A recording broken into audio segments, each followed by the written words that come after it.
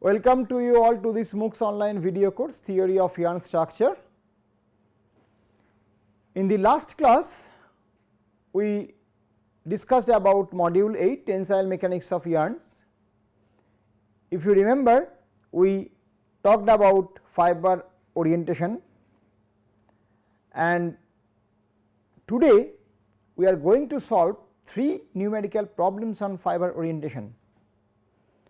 I do hope that if you solve these 3 numerical problems, the practical use of all these concepts will be more clear to you.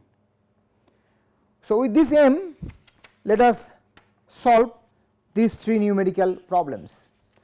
So, this is the problem given, numerical problem 7. Suppose a textile engineer needs to evaluate fiber orientation distribution in a fibrous web. So, he measures the fiber orientation angle and get the following results. So, these are the angles he obtained. Construct the frequency distribution of fiber orientation in this web, take 10 classes.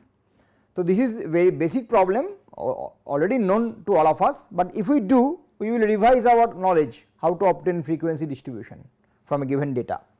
Then we need to estimate the measure of anisotropy, that means we need to find out the parameter C.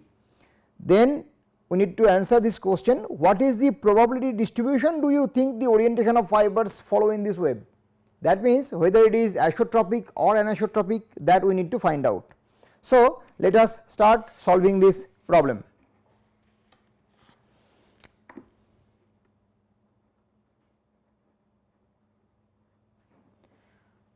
We are given number of classes 10. So, the angle is ranging from minus 90 degree to plus 90 degree. That means we will have 18 degree as class width. So, let us now write down the class. First class will start from minus 90 to minus 72. Second class minus 72 to minus 54. Third one minus 36. Fourth minus 36 to minus 18. Fifth minus 18 to 0. Sixth 0 to 18. Seventh 18 to 36. 8 36 to 54. 9 54 to 72, 10th class 70 to 90, right. Now, we need to find out the frequency of this class. By the way, there is a concept called class value, you probably know. Class value or middle value of the class is defined by the average of these two numbers. For example, what is the class value of the class starting from 0 to 18? 0 plus 18 by 2, 9. So, 9 is the class value. In this way you can obtain class value for all classes. However, this is not required in this problem. So, we are not going to find out class value, but we need to find out frequency.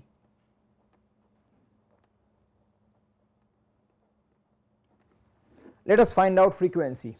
How will you find out frequency? We will use this table, this data.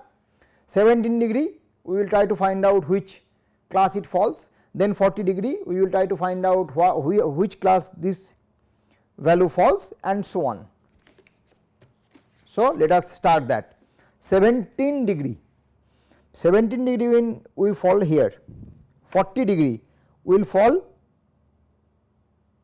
here, minus 56 will fall here, minus 1 degree will fall here, 64 degree will fall here, minus 74 degree will fall here, 30 degree will fall here, minus 25 degree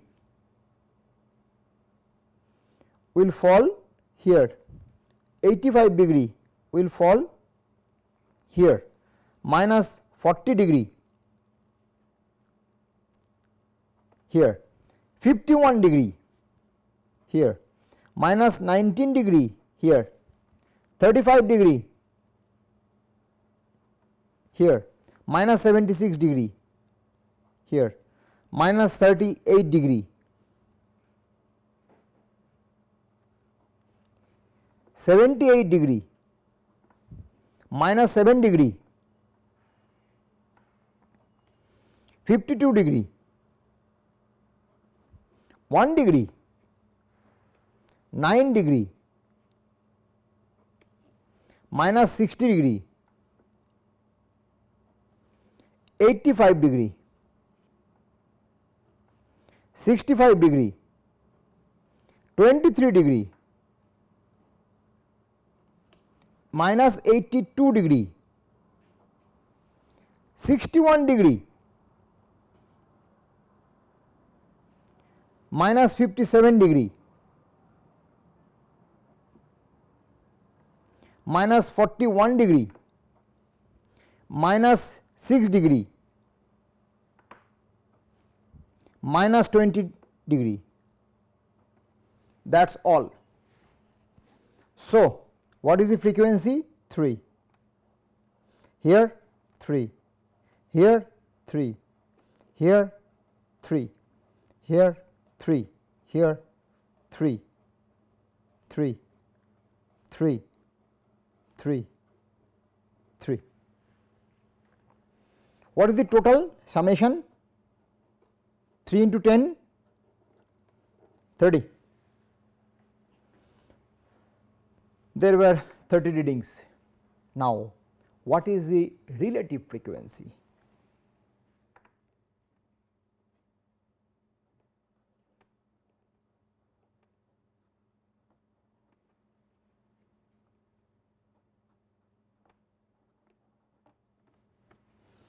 Relative frequency is defined by frequency by total frequency. So, in this class frequency is 3 divided by total frequency 1, right. For the second class, what is the frequency? 3. What is the total frequency? 30, same value. Likewise, we find out for all classes.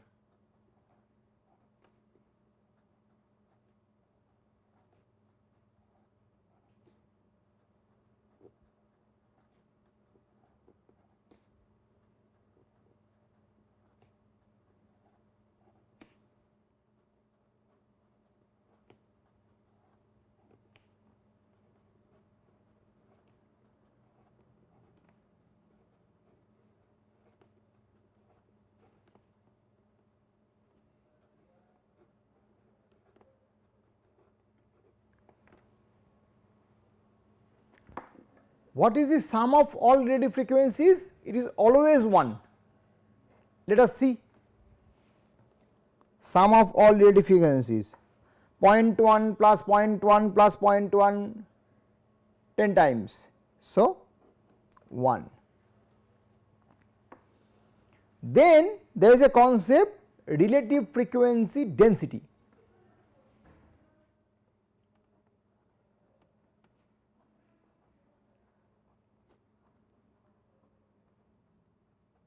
Which has a very similar meaning of probability density, because relative frequency and probability bear same meaning.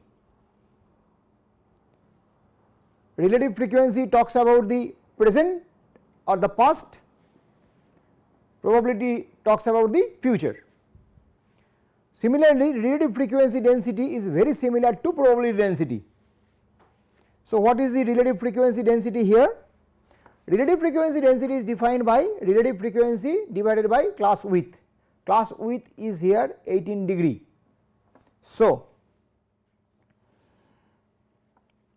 0.1 divided by 18 degree is the relative frequency density in this class. If you would like to convert into radian, so 18 degree is radian. So, pi by 10 radian, right. So, we can convert it into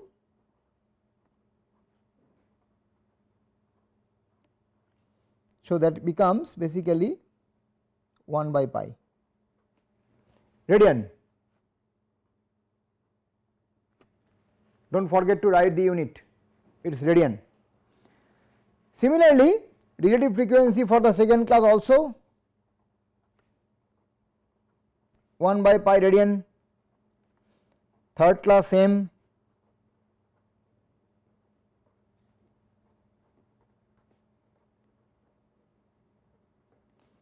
all classes having the same relative frequency density.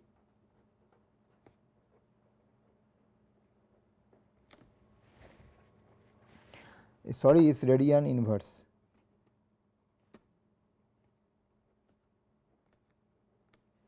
One by pi radian inverse.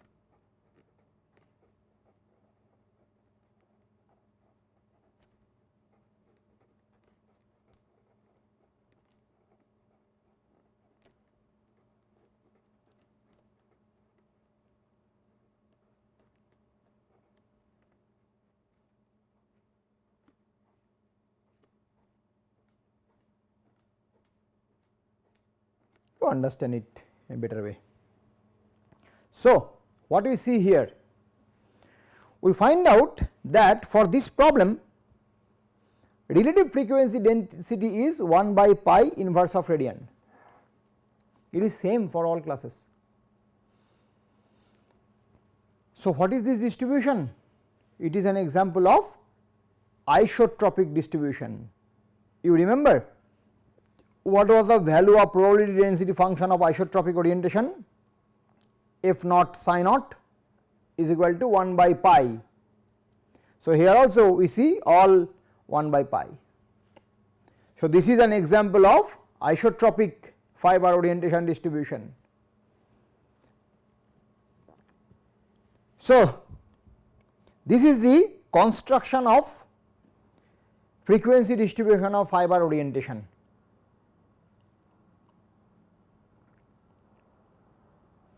So, the first part of the problem is solved. So, this is how we construct frequency distribution. Let us now proceed to the second part of the problem, estimate the measure of anisotropy. We need to find out the measure of anisotropy.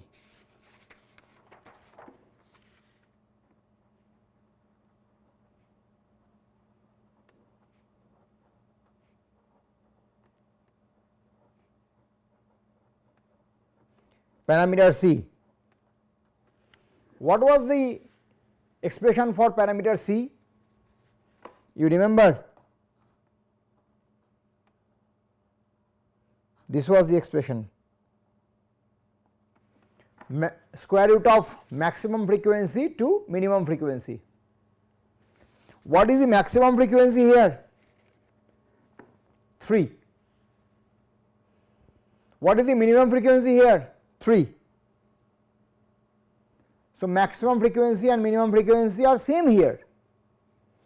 So, this is also 3, this is also 3, 1, C is equal to 1. For which distribution C is equal to 1? Isotropic distribution, minimum value of C. So, the measure of anisotropy is equal to C is equal to 1, this is the answer. Now, we proceed to the third part of the same problem. What is the probability distribution do you think the orientation of fibers follow in this way? It is isotropic distribution, and in terms of probability theory it is called uniform probability distribution.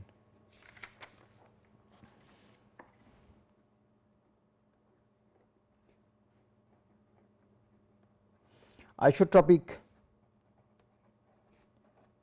fiber orientation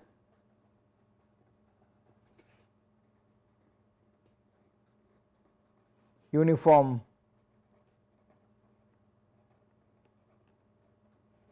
probability distribution.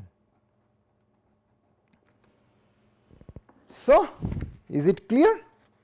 We have solved problem number 7.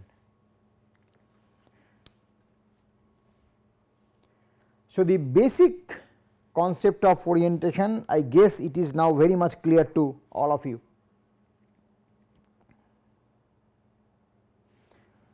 Shall I proceed to the next problem? Problem number 8.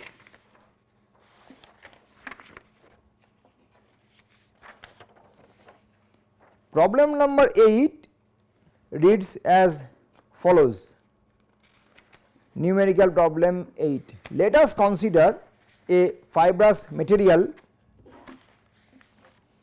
made up of polypropylene fibers of 38 millimeter length and 1.5 denier fineness, has the following dimensions: 0.5 meter length, 0.5 meter width and 0.02 meter thickness. Its weight is 100 gram. The fibers are randomly isotropic distributed in length and width directions planar of the fibrous material. Calculate how many fibers are present in unit area of the fibrous material.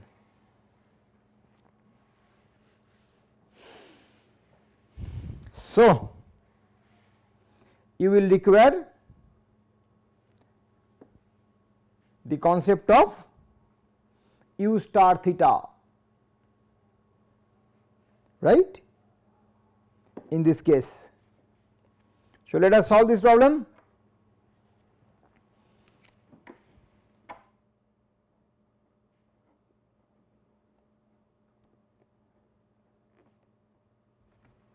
What is given?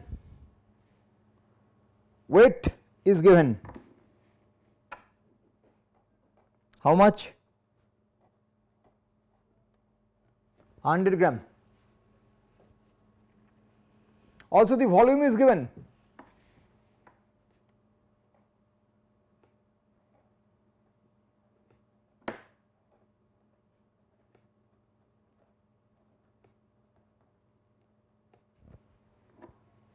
Right.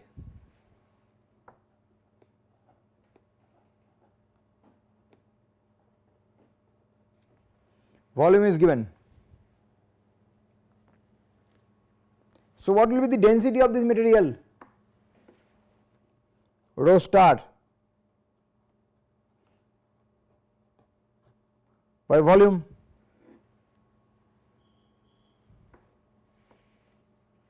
Right.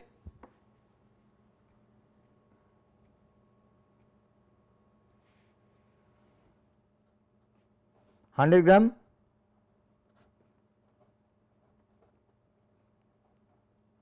meter cube. So, if we convert it into kg per meter cube, so kg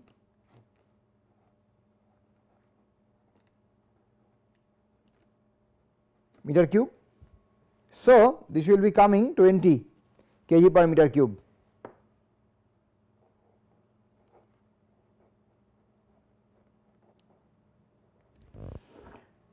So, this is the density of the fibrous material, and it is isotropically distributed. So, what is the value of C? C is equal to 1 here.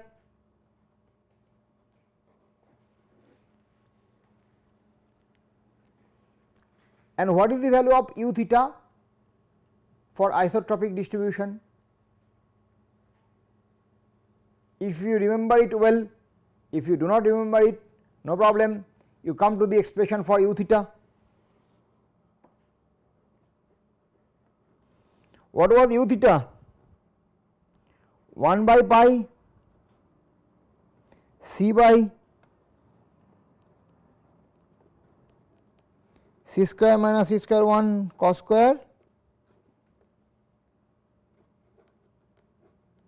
theta plus beta plus 1 by pi c by c square minus c square 1 theta minus beta, right. If you substitute c, then you will see this will cancel out, this will cancel out. So, you will finally obtain 1 by pi plus 2 by pi. So, if you remember well, if you do not remember, you can come from the expression 2 by pi. Okay. Now, what is the expression for Kn?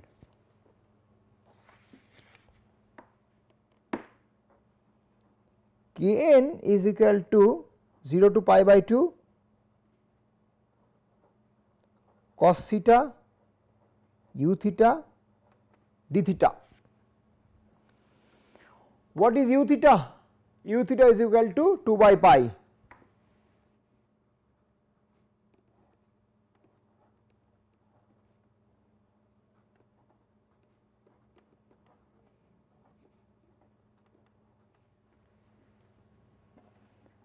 So, this 2 by pi is a constant, it will come out of integration.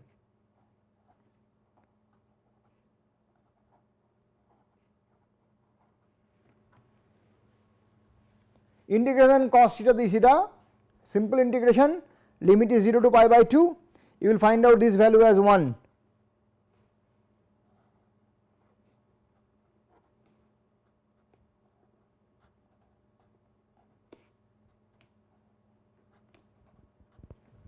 So, in this case Kn is also equal to 2 by pi. Now, we need to find out how many fibers are present in unit area of the fibrous material. So,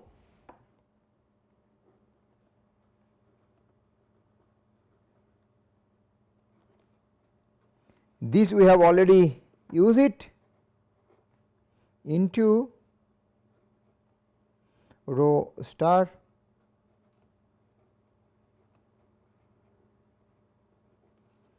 into Kn dimensionless divided by T tex.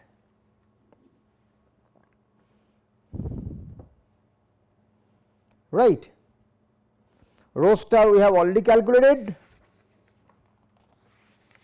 What was the value of rho star? 20 kg per meter cube, the value of rho star, right? Yes, this we have already obtained. The value of Kn 2 by pi, that also we have obtained. Only we need to find out T, fiber fineness. Then all parameters will be known to us. Fiber fineness. Fiber fineness is also given. Fiber fineness is 1.5 denier. So, 1.5 divided by 9 tex is the fiber fineness. So, now we know all three parameters which are required to find out number of fiber segments per unit area. 10 into 20 into 2 by pi into 1.5 by 9. This value will be equal to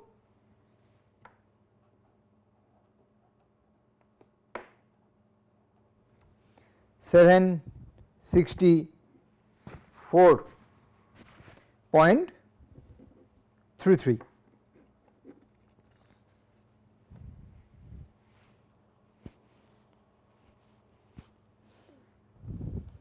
Right. Clear? That was the problem, isn't it? Calculate how many fibers are present in unit area of this fibrous material. Show. This is the answer. 764.33 is the number. So many fibers are present per unit area in millimeter square of the fibrous material. So, this completes numerical problem number 8. Now, we proceed to the third numerical problem on fiber orientation, that is numerical problem 9. Read out this problem and understand what it is asked to do. Let us consider a fibrous material made up of polypropylene fibers of 38 millimeter length and 1.5 denier fineness, has the following dimension: 0.5 meter length, 0.5 meter width and 0.02 meter thickness.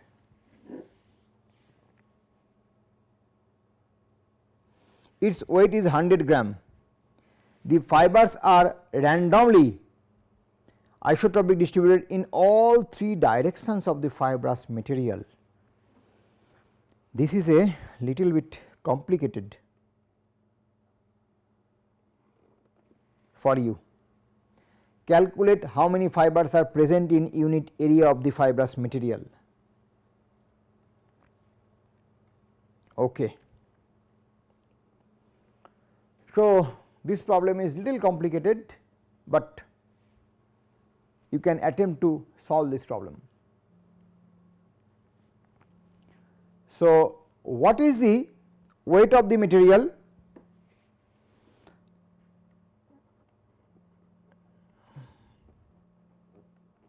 Weight of the material is given as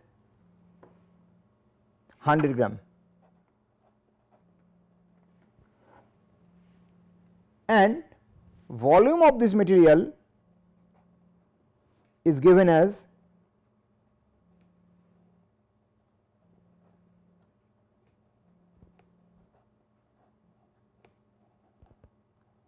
cube. So, we have done in the last problem meter cube. Okay.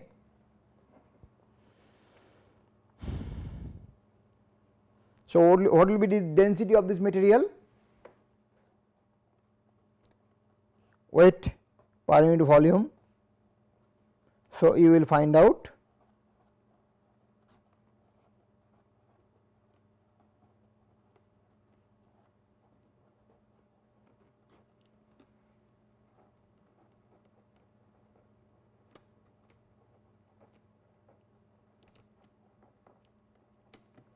(20 kg per meter cube) will be the density of this material,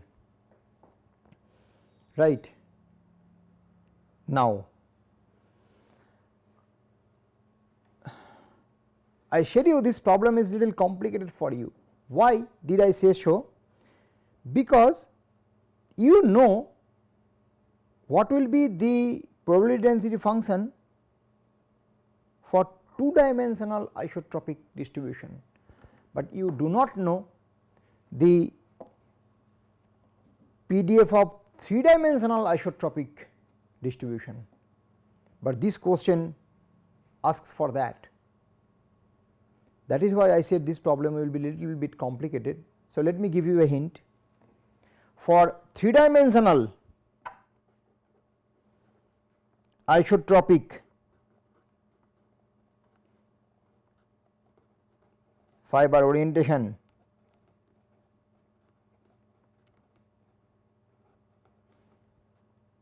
u theta is equal to sin theta.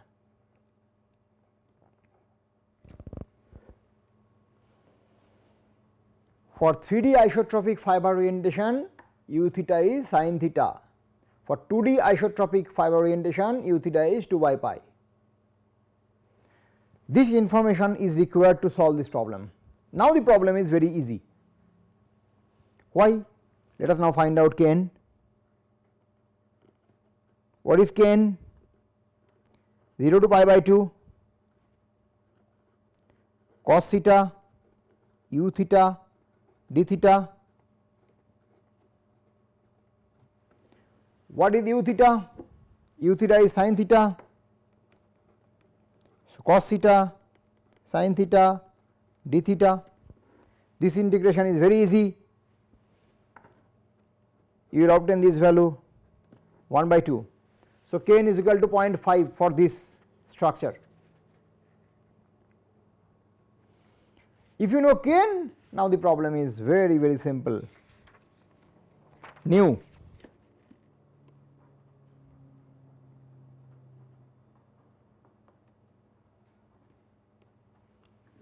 millimeter to the power minus 2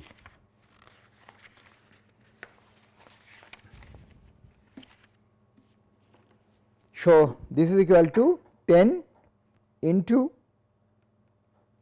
rho kg per meter cube into Kn dimensionless divided by fiber fineness. So, 10, what is the value of rho? 20, what is the value of Kn? 0.5, what is the value of fiber fineness? 6 denier. So, 1.5 denier, so 1.5 divided by 6. So, this value you will get 600 is the answer.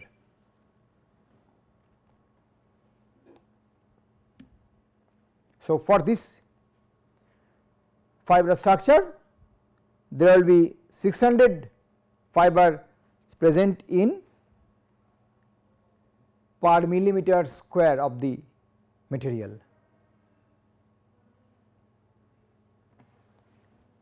By the way, there was one typographical error I did in problem number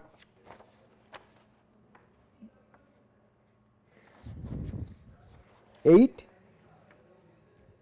The error is I wrote here millimeter square, there should be a minus before 2. So, you please do this correction and also similar correction here.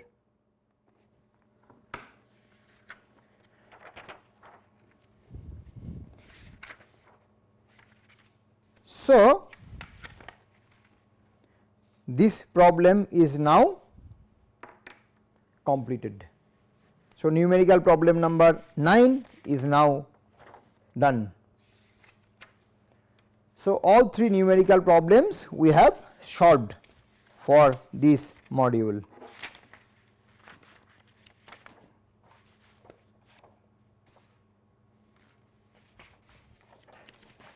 Right. So, if we summarize what we did in the last 3.5 hours, we talked about fiber orientation. So, this basically completes fiber orientation. We will start a new theme sometime later. So, in fiber orientation we discussed about the theoretical concepts, the intuitive concepts of fiber orientation.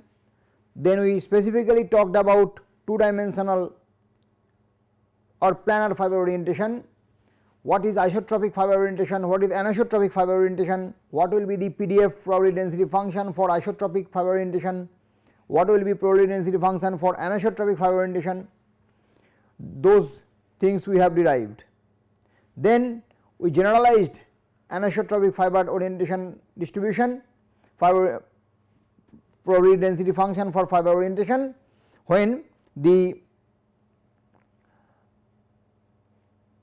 preferential direction is not y axis, it is situated at an angle from y axis.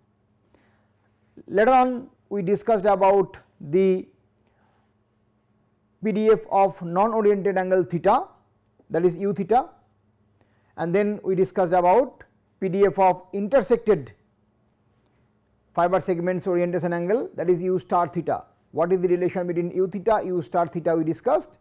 Then we derived an expression for the number of fiber segments, intersected fiber segments in a fibrous material. Afterwards, we solved 3 numerical problems. Numerical problem number 7, we learnt the basics of fiber, how to construct frequency distribution of fiber orientation, that was a problem for isotropic fiber orientation. Problem number 8 and 9 were quite similar, but the major difference was problem number 9, it was 3 dimensional isotropic, u theta is equal to sin theta. For problem number 8, it was 2 dimensional isotropic, u theta is equal to 2 by pi. Then we found out how many fibers are present in per unit area of the material. So, this problem number 8 and problem number 9 are very useful for practice. We basically get these information from practical measurements and we use these equations for nu to find out how many fibers are present per unit area of the fibrous material. So, problem number 9 and problem number 8 were very practical problems. So, those problems we have solved. So, this ends fiber orientation. Now, we go back to Gegoff's theory. You may remember why we discussed about fiber orientation. This was because of the problems associated with Gegoff's theory. We have learned earlier that there is a mismatch between experimental result and Gegoff's theory so far the fiber stress utilization in yarn is concerned. According to Gegoff's theory, the fiber stress utilization in yarn is constant at different levels of yarn strain. However, experimentally we find a little different trend. So, the basic question was why was it so? That is why we discussed about fiber orientation. So, we basically reviewed Gegoff's theory. As we know, Gegoff's theory was based on the concept of ideal helical model where fibers followed a regular path, helical path inside the yarn and packing density at different places inside the yarn is constant. But practically we know packing density is not constant at different places, packing density is different. So, this might be a reason for this difference. Also, Gegoff's theory was based on linear stress strain behavior of fibers, but in practice we know that the fiber stress strain behavior is not linear. So, this might be another reason for this difference between experiment and Gegoff's theory. Also, Gegoff's theory was based on the concept of small strain of fiber and yarn. So, this might be another reason for this difference. Further, Gegoff's theory was based on helical model of fibers where fibers follow a regular helical path, but in reality we know that the fiber orientation is different at different places inside the yarn. So, different fibers follow different angles of inclination from the yarn axis. So, we therefore need a more general theory incorporating all these problems for the fiber stress utilization in yarn.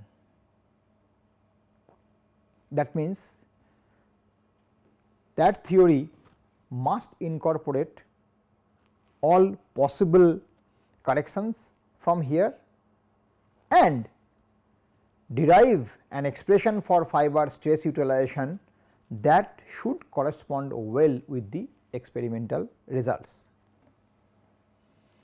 So, this is what we require. So, let us now formulate a more general theory on tensile behavior of staple fiber yarns. We will do it now. Now, we are going to start to derive a relatively new theory on tensile behaviors of staple fiber yarn by considering nonlinear stress strain curve of fiber, by considering random character fiber orientation in yarn, and so on. So, let us now start for that.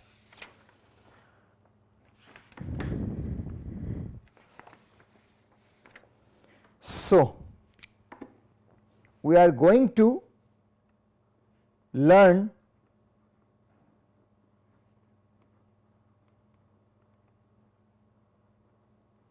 generalized theory on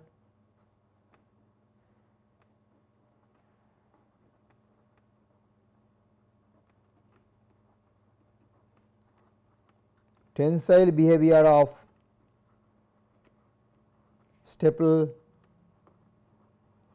fiber yarn. Now, this theory we wish to study from the basic or fundamental place. We will consider the known things first, we will try to incorporate, as it is a generalized theory, somewhere in between it will also give you Gegoff's model and also further modification of Gegoff's model. So, let us start this theory by talking about the initial stress strain diagram of fiber and yarn. So, we first speak about the basics of stress strain diagram of fibers and yarn.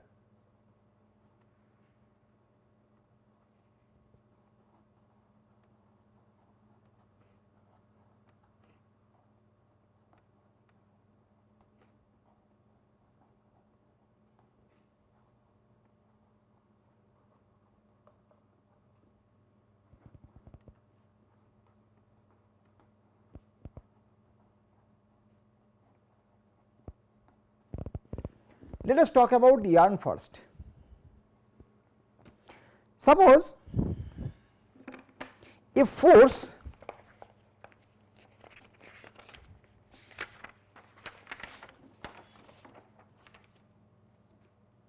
F subscript y is acting on the yarn, right. So, the force acting on yarn is F subscript y.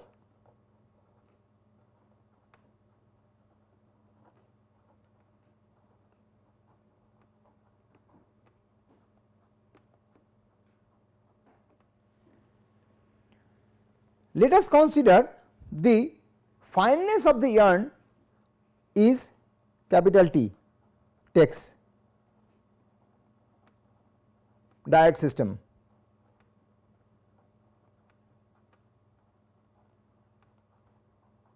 Or count, whatever you say.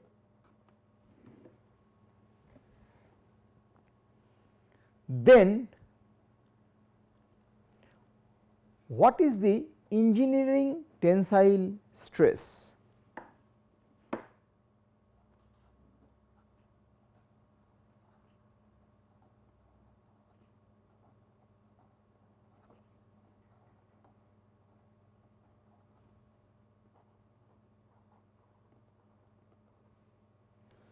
Let us use this symbol prime, force per unit area. Which area we will take here? We will take substance cross sectional area of yarn. So, S stands for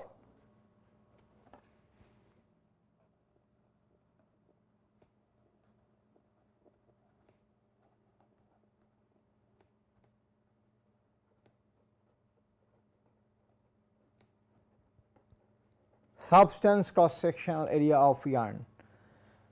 This was first coined by Johansen in the year of 1930 probably. So, long back this concept was coined. As we know from our module 2, substance cross sectional area capital S is related to yarn fineness and fiber density with this form. Capital S is equal to capital T by rho, right. So, this is the engineering tensile stress. What is specific tensile stress?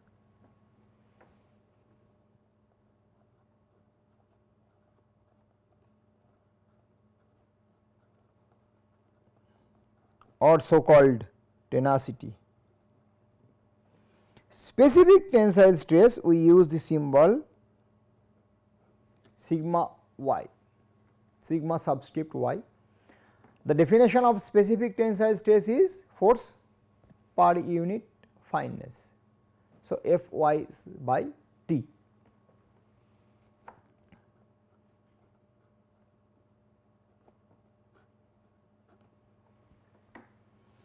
What is the relation between specific tensile stress and engineering tensile stress?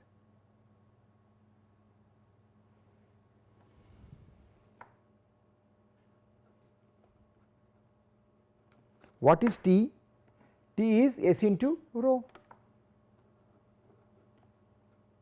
What is Fy by S?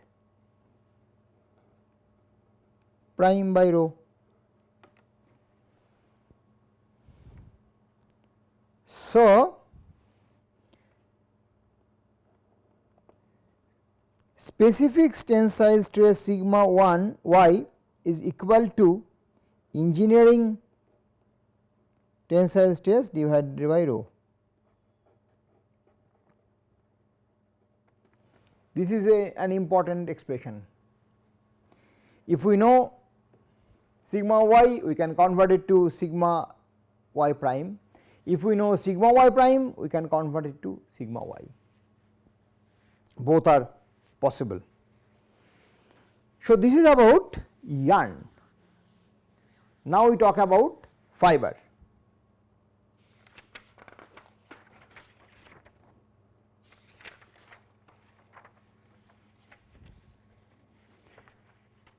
Fiber, very similar approach we will take for fiber.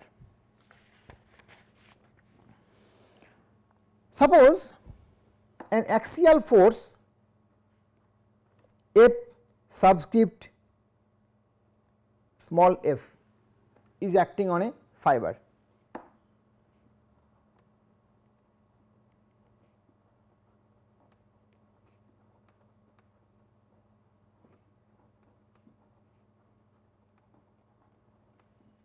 Capital small t is the fineness or linear density of fiber.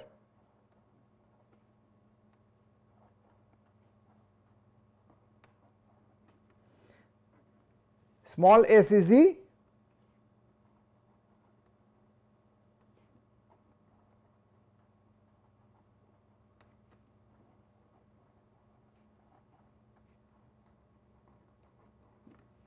cross sectional area of fiber, right. So, what is the relation between capital small t and small s?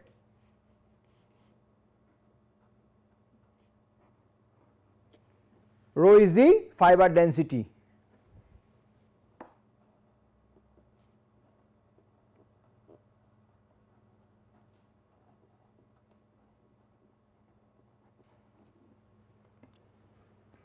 Then engineering tensile stress of fiber.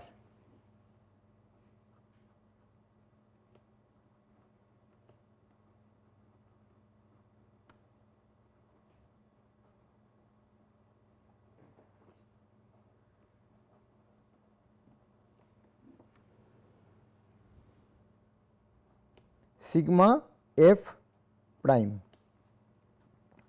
What is the definition? Force per unit area.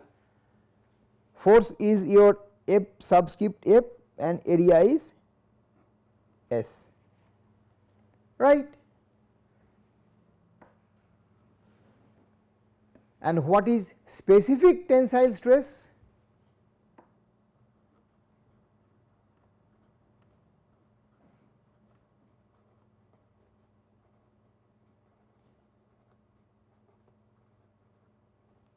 Specific tensile stress is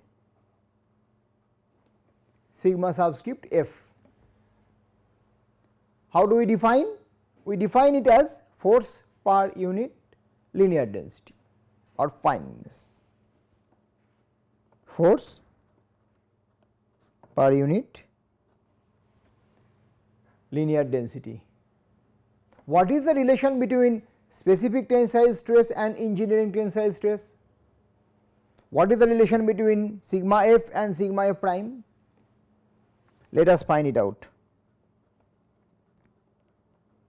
What is T? T is equal to S into rho. What is F by S? Sigma prime F.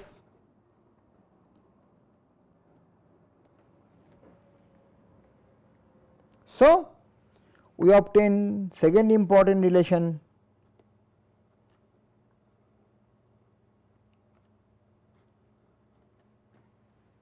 If we know specific tensile stress of a fiber, we know the density of fiber, we can convert it to engineering tensile stress of fiber.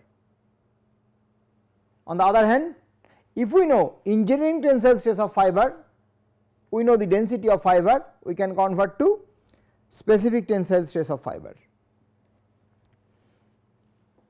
Both ways are possible. So, this was regarding the force and stress. There is another important concept on tensile mechanics, that is called strain. So, now we discuss first about yarn, then about fiber. So, we talk about yarn strain first. Suppose the initial length of yarn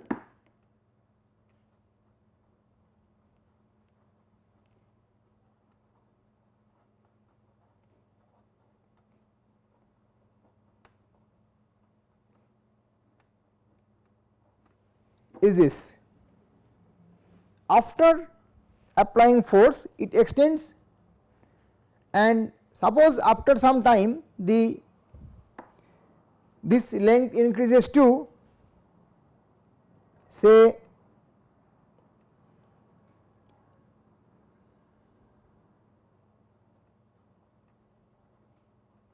this length increases to a longer length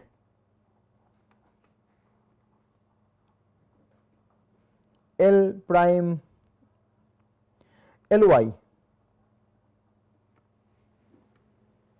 So, what is yarn strain? Axial strain, we are talking about tensile, is defined by change in length by original length. So, what is the change in length? This quantity is higher than this.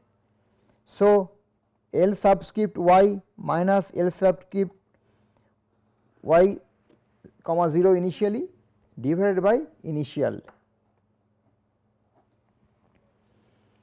This strain we use epsilon y.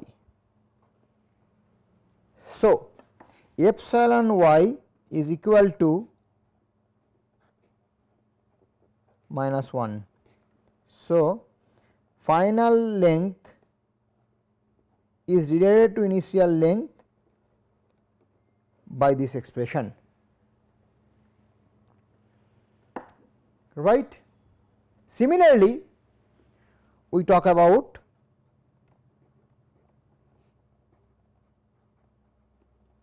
fiber strain. In fiber strain, let us consider the initial length of fiber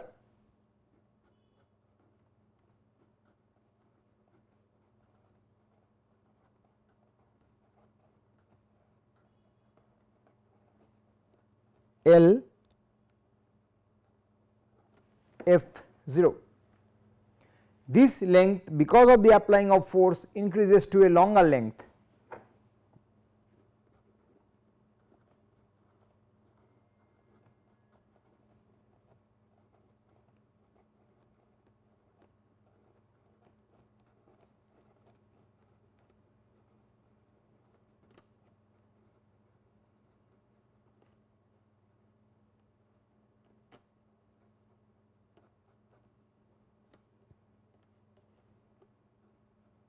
LF.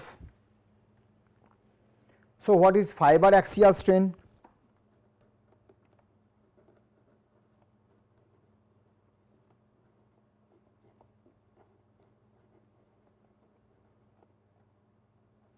We use the symbol epsilon f.